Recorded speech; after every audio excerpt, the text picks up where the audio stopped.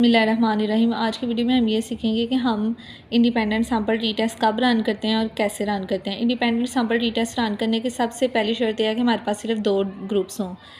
दो ग्रुप्स में एक जो हमारा आईवी होगा वो हमारा कैटेगोरिकल होना चाहिए, यानी कि उसकी दो कैटेगरीज होनी चाहिए। जैसे मेरा यहाँ पर आईवी होगा जेंडर और मेरा डीवी क्या होगा, क्वालिटी ऑफ लाइफ, यानी कि मेल और फीमेल का क्वालिटी ऑफ लाइफ पर क्या इफ़ेक्ट आता है। मेल्स का ज़्यादा क्वालिटी ऑफ लाइफ अच्छी होती है या फीमेल्स की।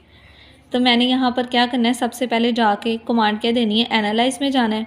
एनालाइज पे जाके मैंने क्या क्लिक करना है, compare means. Analyse compare means independent sample T test पे मैं क्लिक करूँगी। ठीक है, जैसे मैं क्लिक करूँगी तो मेरे पास एक डायलॉग बॉक्स ओपन हो जाएगा जिसके ऊपर एक टेस्ट वेरिएबल्स का नाम आएगा और एक ग्रुपिंग वेरिएबल का। टेस्ट वेरिएबल में मैंने अपना कौन सा वेरिएबल डालना है, क्वालिटी ऑफ लाइफ, जो मैंने टोटल निकाला हुआ है। अपनी क्वालिटी ऑफ लाइफ की 16 जो मेरी स्केल्स की आइटम्स थी उनको कंप्यूट करने के बाद जो मेरे पास टोटल आया था ना, वो मैं यहाँ पर ऐड करूँगी।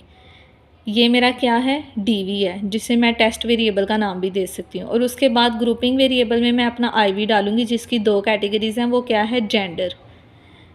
ठीक है, उसके बाद यहाँ पर मैं ऐड करने के बाद मुझे अपने ग्रुप्स को डिफ़ाइन करना है। मैंने अपने ग्रुप 1 में फ़ीमेल को क्या दिया हुआ है, 1 दी हुई है वैल्यू, और ग्रुप 2 में मैंने मेल्स को क्या वैल्यू दी हुई है, 2 वैल्यू दी हुई है। तो वो मैं यहाँ पर डिफ़ाइन कर दूँगी कंटिन्यू। ओके, ऑप्शंस में मैं कुछ भी नहीं छेड़ूँगी क्योंकि यहाँ पर सब कुछ पहले से सेट है। कॉन्फिडेंस इंटरवल 95% है और केस बाय केस एनालिसिस है, 1 बाय 1। उसके बाद मैं सिंपल जाके यहाँ पे कर दूँगी ओके। तो ये एग्जीक्यूट होके मेरे पास जो है इंडिपेंडेंट सैंपल टी टेस्ट का टेबल आ गया है। ये मेरे मेल्स का टोटल सैंपल 100 था और फीमेल्स का भी 100 था। उन दोनों का मीन भी आ गया और स्टैंडर्ड डिविएशन भी आ गया है।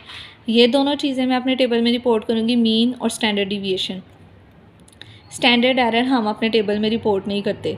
उसके बाद हम नीचे आ जाते हैं। सबसे पहले हम ये देखेंगे कि हमारा टेस्ट सिग्निफिकेंट आया भी है या नहीं। तो मेरा टेस्ट सिग्निफिकेंट है, 0.02 है। ठीक है, सिग्निफिकेंस वैल्यू अचीव हो गई है। उसके बाद हम टी देखेंगे, D F, mean differences, standard error, lower limit, upper limit. ठीक है, उसके बाद हमने जब टेबल में रिपोर्ट करना होता है तो उसमें हम सबसे पहले मीन लिखते हैं, उसके बाद स्टैंडर्ड डिविएशन लिखते हैं, उसके बाद हम अपनी टी लिखते हैं वैल्यू, उसके बाद एफ़ लिखते हैं, पी लिखते हैं, डी एफ हम रिपोर्ट नहीं करते, साइन टू टेल भी हम रिपोर्ट नहीं करते, मीन डिफरेंसेस भी रिपोर्ट नहीं करते, ना ही हम अपना स्टैंडर्ड एरर रिपोर्ट करते हैं। उसके बाद लास्ट में हमने अपना लोअर अपर लिमिट हमने रिपोर्ट करनी होती है। रिपोर्टिंग में सिर्फ हम क्या ऐड करेंगे, मीन, स्टैंडर्ड डिविएशन। ठीक है, उसके बाद पी वैल्यू अपनी, टी वैल्यू और लास्ट पे अपर और लोअर लिमिट। और अगर एफ़ रिक्वायर्ड है तो हम अपना एफ़ भी रिपोर्ट कर सकते हैं। हमारे मॉडल की स्ट्रेंथ बताता है। जज़ाकल्लाह। Any queries you can ask me in the comment section.